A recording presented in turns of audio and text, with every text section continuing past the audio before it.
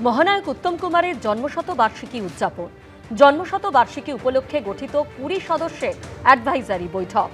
নন্দনে মুখ্যমন্ত্রীর উপস্থিতিতে বৈঠকে উপস্থিত ছিলেন কলাকুশলীরা। মহানায়ক উত্তম কুমারের জন্মশতবার্ষিকী উদযাপন হবে 3 থেকে 6 সেপ্টেম্বর।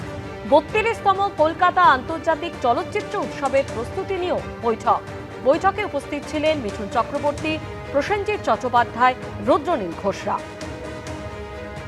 বাংলার সর্বকালে সর্বশ্রেষ্ঠ মহানায়ক উত্তম কুমারের 100 বছর জন্মবার্ষিকী পূরণ হওয়া উপলক্ষে তথ্য সংস্কৃতি বিভাগ দ্বারা আয়োজিত 3 দিন ব্যাপী একটা অনুষ্ঠান সারা শহর জুড়ে হতে চলেছে। আপনি আমার ডাকছিলেন, বলবো হ্যাঁ তোমায় ডাকছি, তুই কলকাতা কবে আসছিস? তা বললাম দাদা একটা পিকচার আছে, বলে তুই এসেই প্রথম কাজ করবি আমার সাথে দেখা করবি।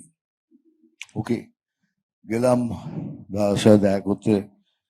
দাদা বললো তুই আমার বই করছিস। সে তো মানে সে উৎফুল্ল বোঝাতে পারবো না যে উত্তম দা ডাইরেক্ট করবেন, আমি সেই বই করবো, কলঙ্কিনী কঙ্কাবতী। আর বললো শর্মিলা তোর হিরোইন। আবার ফ্রেন্ড হয়ে গেলাম।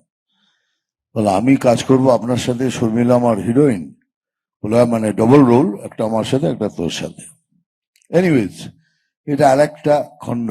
এত বড় একটা ইন্ডাস্ট্রি, তার প্রচুর জিনিস আছে, সেটা সত্যজিৎ বাবু হতে পারেন, সৌমিত্র চট্টোপাধ্যায়, তাদের প্রচুর জিনিস একটা বড় মিউজিয়ামের মতন, আমরা একটা কালচারাল হাবের মতো, যেখানে একটা গেলে মানুষ আমাদের বাংলা সিনেমার এই যে 100 বছর আমরা কাটিয়েছি তার কিছু না কিছু স্মৃতি বা কিছু না কিছু মোমেন্টস তার মধ্যে, যেরকম বিদেশে গেলে না আমরা একটা জায়গায় গিয়ে দেখতে পারি ইতিহাসটা বেরিয়ে আসে, সেরকম একটা জায়গা পরিকল্পনা, সেটা অবশ্যই মহানায়ক উত্তম কুমারের নামে হবে।